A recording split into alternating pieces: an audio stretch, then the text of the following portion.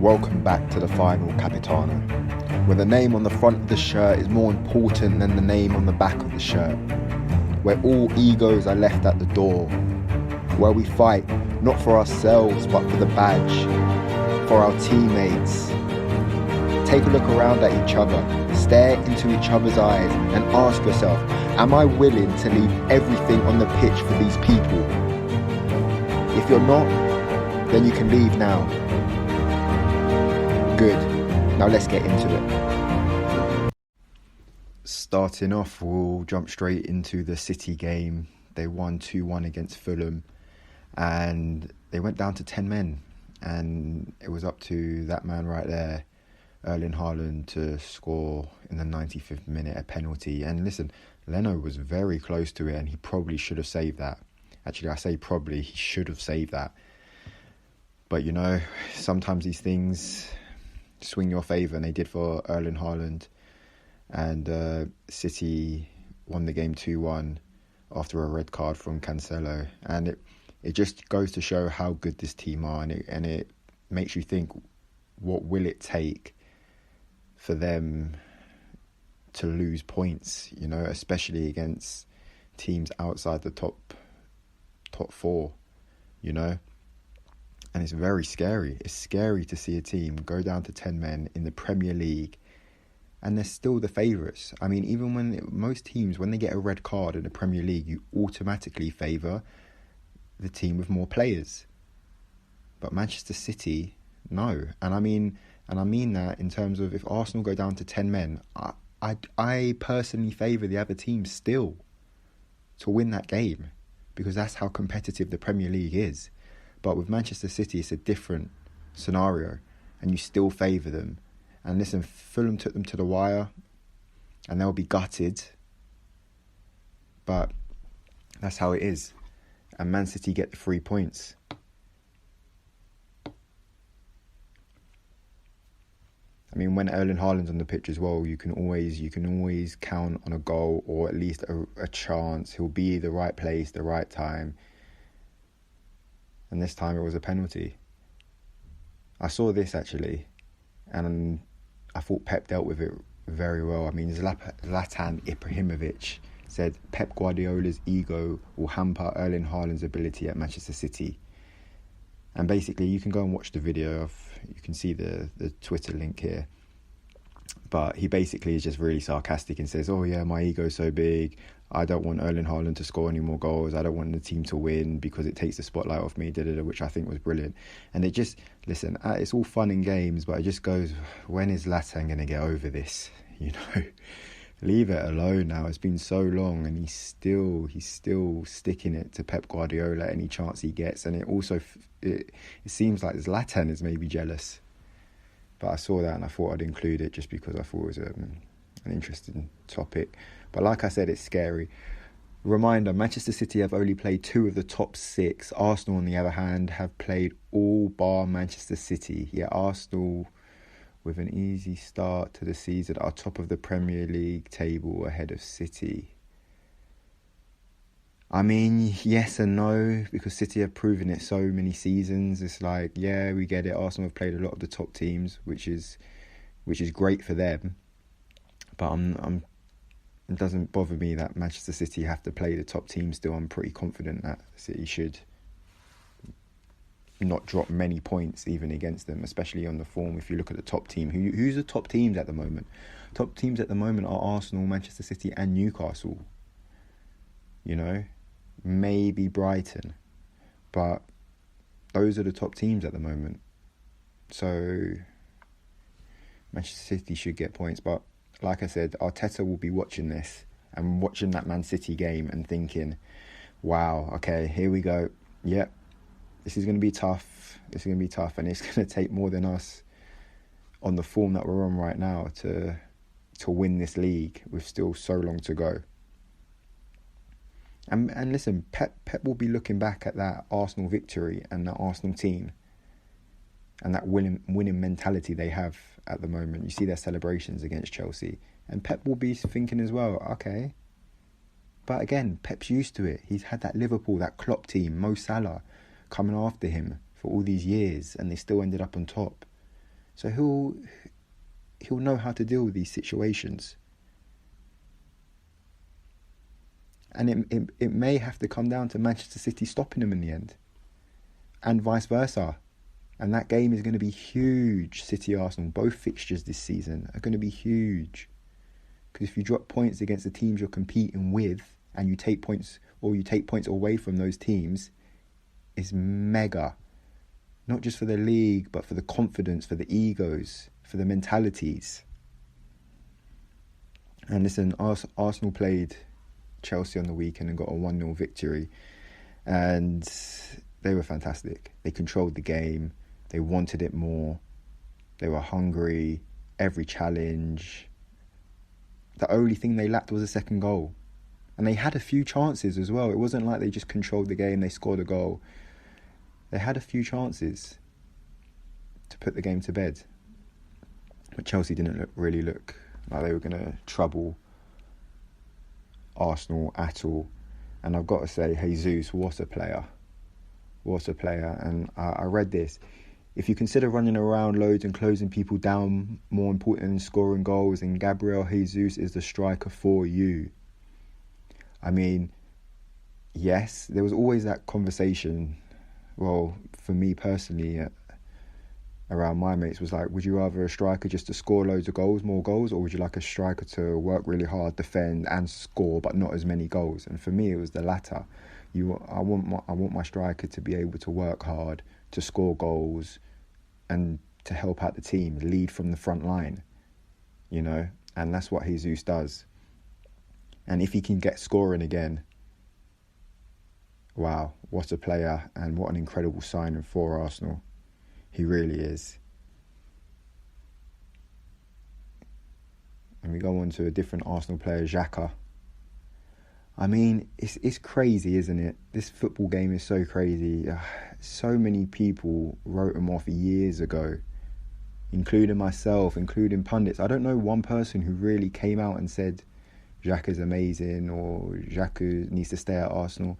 I mean, apart from really Jose Mourinho, who wanted him at Roma, you know. But apart from that, no one did. And look at him now. He's a completely different player. It's a resurrection. The recovery of him is crazy. And you've got to take your hats off to Arteta for getting the best out of him. Adapting his position slightly, a little bit more attacking, more goals. But also the mentality. And the man management, take your hats off to him. Fair play. Even though Arteta was very annoying. There's one thing that really gets me about managers. And it's them on the touchline. I get the passion. I understand it, but sometimes you can go over the top. And Arteta is one of them. Same with Jurgen Klopp. But Arteta is constantly out of his technical area, pretty much on the pitch. He's always in the officials' ears.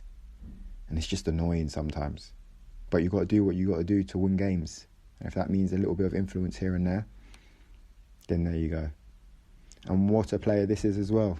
We can go look at the spine of the Arsenal team. Jesus, Xhaka and Saliba. Again, fantastic yesterday. Just bullied any Chelsea player that came close to him. And there's little similarities to him and Virgil van Dijk. Size, pace, intelligence, good on the ball, physical, good in the air, can score goals, you know. Let's just hope it doesn't get to his head. But he's looking like a top player, and the title race is still on. You know what? With the World Cup coming up, I did think to myself that it would favour Arsenal, because I feel like a lot of Man City players will be going to the World Cup. They're going to be going far. And I'm not sure Arsenal players will be that involved for their countries as much as the Manchester City players are. However, the momentum that Arsenal are on, and you know, momentum wins trophies. Can Arsenal afford for that to be broken up by a World Cup? I'm not sure now. I think my opinion has flipped to the other side. But only time will tell, and we'll see after this World Cup when we get back to it. But we're looking for a very interesting last half of the season next year. And I can't wait. And I hope it does go down to the wire. I really hope it does. Okay, guys. Well, now we're going to move on to the song segment. And you know how it is. Every week we're going to do a new song about either a player, a game, a team, a rule, anything related to football.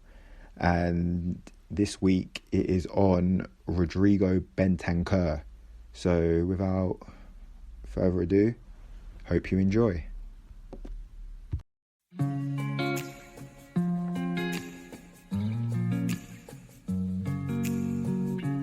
Haven't won a trophy in years.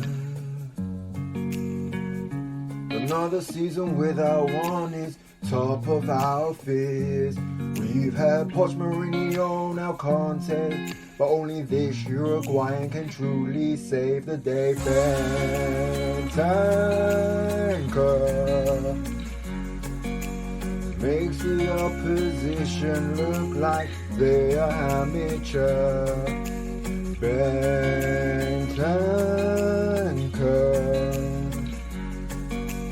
when it comes to centre midfield, he's a connoisseur. Left Juve and could have gone to France or Spain. Only one thing on his mind, I want to link up with Harry Kane. He's got a stubble, gets defenders out of trouble. Proud to play for the Spurs, South America making all the fans purr. At the start of his career, just a young man playing at Boca Juniors. Now he's in the Champions League, box to box, never gets fatigue. Bentancur makes the opposition look like they are amateur. Bentancur,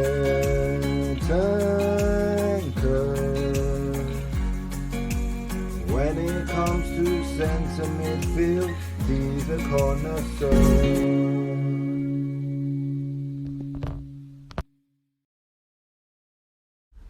Thank you. Hope you enjoyed that. That was the Bentancur song by the final Capitano. And now we'll move straight back on and we'll get into Newcastle United. I mean, what a run they're on, and I'm sorry to keep repeating myself, but momentum wins trophies. Momentum gets you in good form. And momentum isn't the same as consistency in my eyes. Consistency is, getting solid results. And I understand where there can be confusion because momentum is also getting results. Momentum, though, is just you're in this zone. You're in this absolute state of flow where no one can stop you. And it just comes natural. It comes easy with minimum effort, momentum. Whereas consistency is you're getting the wins, you're grinding out wins. And yeah, sometimes you can have good performances, but other times you can scrape a 2-1 win down to 10 men against Fulham, And Newcastle and Arsenal at the moment, they have the momentum. They are in the flow state. So that's just what I mean by momentum wins trophies. There's no better place to be in football, in my opinion. But they're, again, Newcastle on a crazy run, and it just gives the question, where can they finish this season? Top 3? Top 2? Top 4? If they carry on like this, it's easy that the top 3 are going to be the same as they are. Especially with how the teams behind them are so inconsistent. And you got to take your hats off to Eddie Howe, because he's done an incredible job with this team. Newcastle are bigger top 4 contenders than Chelsea, Liverpool, and us. I think that's Manchester United at this point. Yeah, 100%. 100%. Especially with how out of form those clubs are. I mean, this is the table here, and we can just have a look now at the form that they're in, and they've got the best form. I mean, they've accumulated the same amount of points as Arsenal, but in terms of they've won their last 4. Arsenal 1-2 drawn. Yeah, so they're in the best form in terms of right now, the last 4 games. I do think the same applies with them though. Just like the momentum situation, the World Cup, we're going to see how that does affect them, because they are in this flow state, they are in this momentum at the moment. Is that breakup going to affect them? We will see. And it's also scary, not just how informed the team are, but how informed this man right here is. Jack Grealish, eat your heart out, because he is being sensational. And if he keeps this up, oh my God. Kind of reminded me of a Mahrez Leicester City Premier League title winning situation with him. Just kind of like a bit of, not an unknown, because people have known Almiron, but it's been on more of the negative side than people kind of knew Mahrez. Because Mahrez just popped out of nowhere and was this incredible right winger, cutting inside on the left foot and ultimately helped Leicester win the Prem. Whereas Almiron's been around a little while, but just in terms of position and just terms of the form that he's gone in now, he does remind me of that a little bit. I'm going to just look at a few of these things quickly now though. This time last year, Newcastle were in the bottom three, and now they're in the top three. Wow. 365 days ago, Newcastle were in the bottom of the Premier League, now they're third. Yeah. And that's just how it is. What a good coach coming in can do for your team. And you know what else? This is the mentality of the squad that Kieran Trippier came out and said, we can do better. After the results they've had recently, and it being Newcastle United, Kieran Trippier is coming out saying, no, we can actually do better than this, guys. So yeah, everyone's amazed right now. But you haven't seen anything. This is just the beginning, and it is just the beginning for Newcastle. In terms of the takeover, in terms of a new manager, in terms of the first couple of signings in.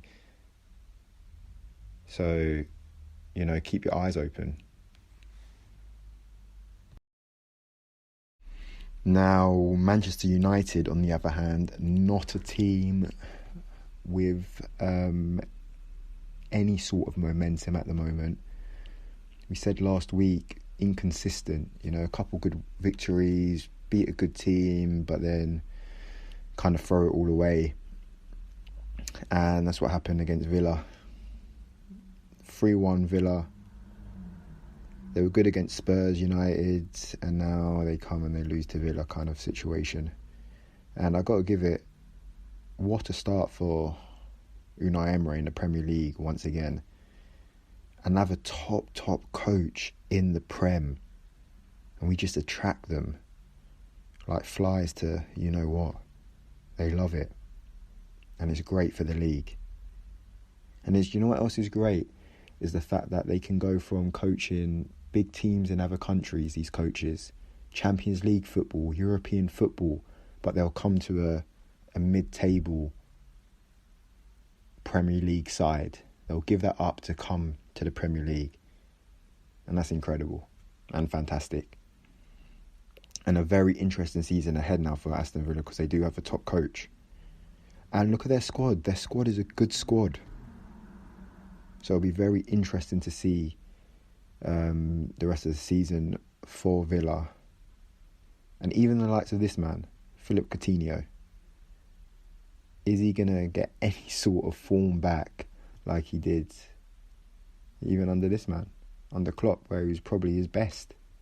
Well, I'd say definitely his best. So that would be interesting. Is Coutinho in Emery's plans? And I'm sure a player of that quality, even after all these years of not being a top player, I'm sure Emery will still be looking at him thinking, let me get him to perform. So that was a disappointing game for Man United. Let's just run through the other fixtures over the weekend. Nottingham Forest, Brentford 2-2, City, Fulham, we obviously spoke about that. Leicester, comfortable 2-0 win over Everton. United, we just spoke about. Crystal Palace beating West Ham 2-1 with a very late goal from Crystal Palace, Elise, in like the 94th minute. Brighton, Wolves 3-2, entertaining game. Leeds United, Bournemouth 4-3, Leeds. And listen, Leeds, 2 wins in a row now. It just goes to show how important 2 wins in a row are for bottom teams. If they hadn't won those 2 games against Bournemouth and against Liverpool last week, they would be bottom of the Prem right now. But now they're sitting in, 14th, something like that. So 2 wins gets you out of a lot of trouble. It just shows how tight the Premier League is in all sections of the league. But another great comeback. I'm sure Jesse Marsch will want to have more comfortable wins, but a win is a win and he will take it definitely at this point for Leeds, especially when people were talking about his job. Arsenal beating Chelsea 1-0. Graham Potter needs to pull something out of the bag here. Time or no time, Chelsea need results, and they're so used to winning trophies and just being ambitious that he's going to need something soon. Newcastle will be in Southampton 4-1. We've spoken about Newcastle, and Ralph Hassenhuttl was sacked by Southampton this morning. And I'll just show you this here. The Austrian was the Premier League's 4th longest serving manager, having taken over at St Mary's in 2018. He is the 5th top flight boss to be sacked this season after Scott Parker, Thomas Tuchel, Bruno Lage and Steven Gerrard. Listen, when we talk about all these top coaches being attracted to the Premier League, clubs wanting these top coaches, the competition is so high.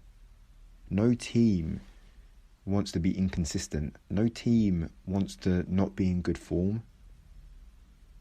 And that's why we're going to see a lot of coaches sacked if teams aren't doing well and aren't inconsistent. And I feel like we're going to see a lot of that coming. And I know you're probably thinking, oh, that's what the Prem's been like.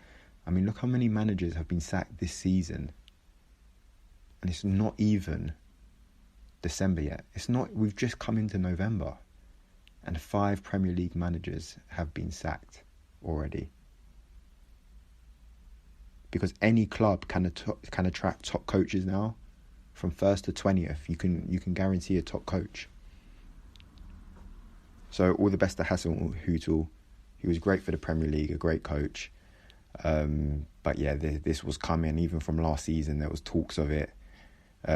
Something needs freshening up at Southampton, and that's what's going to happen now. And it'll be interesting to see who they get. And then it was Spurs versus Liverpool on the final Super Sunday fixture, and a good game. We got it all. Goals.